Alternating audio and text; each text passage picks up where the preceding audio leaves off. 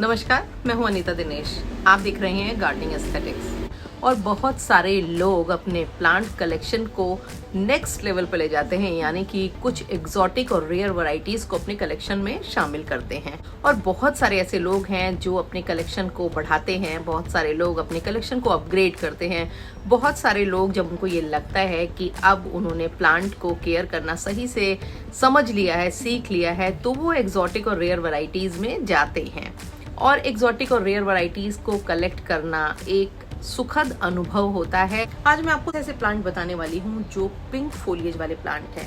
तो जब आप कोई ऐसा कलरफुल कॉर्नर क्रिएट करना चाहते हैं जो एक पर्टिकुलर कलर थीम में हो, पिंक कलर के जो प्लांट्स होते हैं वो आपके गार्डन में कलर ऐड करते हैं और इनको कंट्रास्ट यानी कि ग्रीन के संग या पर्पल के संग अगर आप कोऑर्डिनेट करते हैं तो फिर वो एक out of the world I site होती है। देखने में आंखों को इतना सुंदर लगता है, क्योंकि मेरा ये मानना है सिर्फ प्लांट लगा लेना ही गार्डनिंग नहीं है। उनको क्रिएटिवली प्रेजेंट करना, उनको आर्टिस्टिकली प्रेजेंट करना, ये भी गार्डनिंग का पार्ट है। बहुत सारे ऐसे प्लांट्स होते हैं जो एक्सोटिक हैं या फिर जो इंडोर लो लाइट प्लांट्स हैं, वो आपको पिंक फोलिएज में मिल जाएंगे। नर्सरीज में आप जाएंगे तो वाइट वेरिगेशन के संग संग पिंक वेरिगेटेड प्लांट्स की भी बहुत ज़्यादा प्रमुखता होती है। बहुत सारे प्लांट ऐसे होते हैं जिनमें फोलिएज में पिंक कलर प्रोमिनेंट होता है। और इन प्लांट्स की देखभाल नॉर्मल ग्रीन प्लांट्स या वाइट क्रीम वेरिगेशन वाले प्लांट से थोड़ी ज़्यादा डिफरेंट होती है, क्योंकि इनकी लाइट की रिक्वायरमेंट और तमाम पानी वगैरह की रिक्वायरमेंट थोड़ी डिफरेंट होती हैं। बहुत सारे ऐसे प्लांट हैं जो पिंक वेरिगेशन के संग पाए जाते हैं। यहाँ पर मैं आप उन प्लांट्स के नाम आपको बताती चलूँगी। वीडियो में आपको स्क्रीन पे नाम आते मिलेंगे जो पिंक वेरिगेटेड प्लांट्स हैं और जिनको मैंने लगा रखा है, मेरे कलेक्शन में है।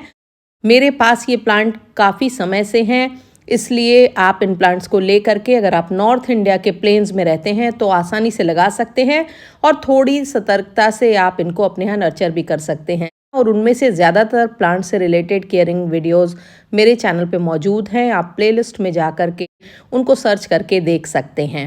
यहाँ पर मैं उन पॉपुलर पिंक फोलिएज प्लांट्स के बारे में, उनकी केयर के बारे में बताऊंगी जो आपके पास या तो होंगे या आपको नर्सरीज में दिखाई देते हों।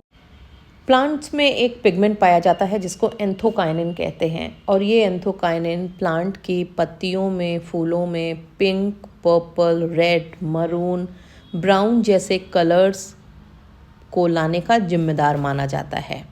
और इसकी वजह से ही हमारे प्लांट्स कलरफुल दिखाई देते हैं। खास करके पिंक, रेड से रिलेटेड कलर्स उनमें काफ़ी अच्छी मात्रा में उभर कर आते हैं। पर इन प्लांट्स की जो केयर होती है वो ख़ास होती है। आजकल आपको नर्सरीज़ में हर जगह पिंक फोलिएज वाले, पर्पल फोलिएज वाले, कलरफुल फोलिएज वाले तमाम ऐसे प्लांट्स दिखाई देंगे। पिंक प्लांट जैसा कि आप समझ सकते हैं, क्योंकि इनमें ग्रीन कलर प्रोमिनेंट नहीं होता है, पिंक कलर प्रोमिनेंट होता है, तो इनमें क्लोरोफिल की तादाद बहुत ज़्यादा नहीं होती है और इस वजह से ये प्लांट की खास देखभाल की ज़रूरत पड़ती है। और इन प्लांट्स की सनलाइट की रिक्वायरमेंट बहुत ही ट्रिकी होती है, क्योंकि अगर आप इनको ज़्यादा सन में रख देंगे तो इनकी पत्तियाँ फेड होंगी, बर्न होंगी और उनमें ग्रीन कलर ज़्यादा दिखने लगेगा। लो सनलाइट में रख देंगे तो भी इनकी पत्तियां नई जो निकलेंगी वो ग्रीन कलर की निकले लगेंगी। पुरानी पत्तियों पे तो कलर बना रहेगा, पर अंदर आप जब इनको रखेंगे तो कलर चेंज होने लगेगा और ग्रीन कलर प्रोमिनेंट होने लगेगा। और ये बात आपने अक्सर एग्लोनिमा के केस में देखी होगी। जब आप अपने कलरफुल पिंक वेरिगेशन वाले एग्लोनिमा को अंदर रखते हैं तो जब नया प्लांट आया होता है नर्सरी से तो वो बहुत ज़्यादा पिंक दिखाई देता है, सुंदर दिखाई देता है, पर धीरे धीरे घर के अंदर रखे रखे उसमें पत्तियों की तादाद हरी होने लगती है, और जिसकी वजह है क्लोरोफिल की कमी। और प्लांट प्रोएक्टिव हो जाता है खुद को बचाने के लिए, पत्तियां ज़्यादा क्लोरोफिल बनाने लगती हैं, क्योंकि धूप में प्लांट को न्यूट्रिएंट्स ज़्यादा मिलते हैं। इस वजह से उसमें क्लोरोफिल का निर्माण ज़्यादा होने लगता है, प्लांट ज़्यादा खाना बनाने लगता है और जिसकी वजह से प्लांट की पत्तियां हरी होने लगती हैं। तो इसलिए एक मॉडरेट सनलाइट एरिया में हमेशा इनको रखें। सुबह से 4-5 घंटे की धूप वाले जो एरिया होते हैं, खास करके नॉर्थ और ईस्ट, उनमें ये प्लांट ज़्यादा खूबसूरती से चलते हैं, ज़्यादा बेहतर तरीके से चलते हैं। इसलिए इन प्लांट्स को अगर आप ऐसी जगह पे रखें या फिर कवर्ड बालकनीज़ में रखें बहुत सारे प्लांट के साथ रखें तो ये अपने कलर को ज़्यादा आसानी से मेंटेन कर पाते हैं। यहाँ तक बात वाटरिंग रिक्वायरमेंट की है तो प्लांट वैरायटी के अकॉर्डिंग आपको वाटरिंग करनी चाहिए, क्योंकि अगर आपने क्लेडियम लगा रखा है तो ज़्यादा पानी डालेंगे, एग्लोनिमा है तो थोड़ा कम पानी डालेंगे, कैलेथिया हैं तो पानी बैलेंस क्वांटिटी में आपको डालते रहना पड़ेगा। इस तरह से तमाम अलग अलग तरह के पिंक फोलिएज वाले प्लांट में पानी की रिक्वायरमेंट उनकी वैरायटी के मुताबिक होती है। जैसे ट्रॉपिकल प्लांट्स में अलग तरह से पानी पड़ेगा, टेम्परेट में अलग पड़ेगा और सब ट्रॉपिकल प्लांट्स में अलग पड़ेगा।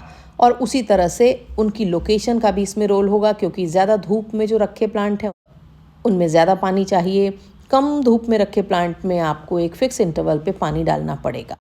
पिंक प्लांट की सबसे बड़ी खास बात ये होती है कि ये प्लांट को थोड़ी ज़्यादा तादाद में न्यूट्रिएंट्स की ज़रूरत होती है, इसलिए आपको इसमें हमेशा एक अच्छा ऑर्गेनिक मैन्योर यूज़ करना चाहिए जो कि इन प्लांट के रूट्स को प्रॉपर न्यूट्रिएंट्स देता रहे, प्लांट हेल्दी ग्रो होता रहे, रूट सिस्टम डेवलप होता रहे। क्योंकि इन प्लांट्स का रूट सिस्टम जितना बेहतर डेवलप होगा, प्लांट उतना ही हेल्दी होगा, उसकी ग्रोथ उतनी ही अच्छी होगी। इसलिए मिट्टी बनाते समय आपको एक अच्छा ऑर्गेनिक मैन्योर मिलाना ज़रूरी होता है। आप अपनी चॉइस के हिसाब से vermi compost, leaf mould, cow dung manure कुछ भी मिला सकते हैं। और इसके साथ ही साथ टाइम टू टाइम आपको इनमें माइक्रो न्यूट्रिएंट की डोजेस देनी पड़ेंगी, जो इस प्लांट की पत्तियों की हेल्थ को भी अच्छा रखेंगे, इस प्लांट में ओवरऑल डेवलपमेंट में और तमाम तरह के न्यूट्रिएंट्स के बेटर एब्जॉर्प्शन में सहायक होंगे। इन प्लांट्स में आपको मॉडरेट क्वांटिटी में नाइट्रोजन फर्टिलाइज़र डालना चाहिए, बहुत ज़्यादा नहीं। आप NPK 19-19-19 को यूज़ कर सकते हैं। आप इनमें सीवीड फर्टिलाइज़र भी यूज़ कर सकते हैं, किसी भी फॉर्म में यूज़ कर सकते हैं। सीवीड फर्टिलाइज़र डाइल्यूटेड फॉर्म में अगर आप इनमें यूज़ करते हैं तो वो इन प्लांट्स को ज़्यादा फ़ायदा देता है, क्योंकि वो क्विक एब्जॉर्ब होने वाला होता है और इन प्लांट्स तक तुरंत पहुंचता है। पर ये ध्यान रखना है कि डायरेक्टली आप सीवीड फर्टिलाइज़र बिना डाइल्यूट किए मत डालें, क्योंकि अगर आप कॉन्सेंट्रेटेड फॉर्म में डाल देंगे तो इन प्लांट्स की पत्तियों पर उसका गलत असर पड़ेगा और पत्तियां पीली होने लगेंगी। इसलिए बिना डाइल्यूट किए कोई भी फर्टिलाइज़र, चाहे आप NPK यूज़ कर रहे हों, चाहे आप सीवीड फर्टिलाइज़र यूज़ कर रहे हों, डाइल्यूट करके ही आप इनमें डालें। और इसके साथ ही साथ आप इन प्लांट्स में कम से कम 1 चम्मच बोन मील साल में 3 बार डालें और आप देखेंगे कि इसका इन प्लांट्स को काफ़ी फ़ायदा होता है। पत्तियों का जो हेल्थ होती है वो इससे काफ़ी बेहतर होगी और प्लांट की ग्रोथ भी अच्छी और स्टीडी होगी।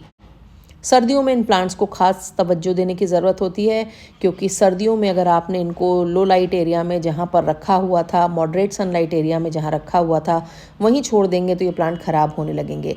इसलिए सर्दियों में आपको इनको थोड़ी ज़्यादा धूप में लाना है, यानी कि आप इनको आराम से डायरेक्ट धूप में भी रख सकते हैं। दिसंबर जनवरी के महीने में जब धूप बहुत ज़्यादा तेज़ नहीं होती है तो इन प्लांट्स को थोड़ी धूप वाले एरिया में रखने से ये प्लांट हेल्दी रहेंगे। क्योंकि आपने अक्सर देखा होगा कि आपके जो एग्लोनिमा की कलरफुल वैरायटीज़ हैं वो सर्दियों में ज़्यादा जल्दी सिर्फ इसलिए ख़राब हो जाती हैं क्योंकि हमको ये लगता है कि इनको डायरेक्ट सनलाइट नहीं देनी है और हम उनको उसी प्लेस पे रखे रहते हैं, जिसकी वजह से क्योंकि सर्दियों में सनलाइट की जो इंटेंसिटी होती है वो भी कम हो जाती है और सनलाइट का ड्यूरेशन भी कम हो जाता है। इसलिए आपको ये ध्यान रखना पड़ेगा कि सर्दियों में आपको अपने इन पिंक फोलिएज प्लांट का सन एक्सपोजर बढ़ाना होगा। बहुत सारे पिंक फोलिएज प्लांट सीजनल होते हैं, उनके बारे में नहीं, पर मैं ये बात परमानेंट पिंक फोलिएज प्लांट्स के बारे में कह रही हूँ। अगर अभी तक आपने मेरे चैनल को सब्सक्राइब नहीं किया है तो मेरी गुजारिश है कि मेरे चैनल को सब्सक्राइब करिए, बेल आइकन ज़रूर दबा दीजिएगा ताकि जो भी मैं अपडेट करूं वो झटपट आप तक पहुंचे। वीडियोस पसंद आने पर उनमें कमेंट करना, उन्हें लाइक करना बिल्कुल भी मत भूला करें। कमेंट करने से वीडियोस की रीच बढ़ती है, वो ज़्यादा लोगों तक पहुँचते हैं। Thank you very much.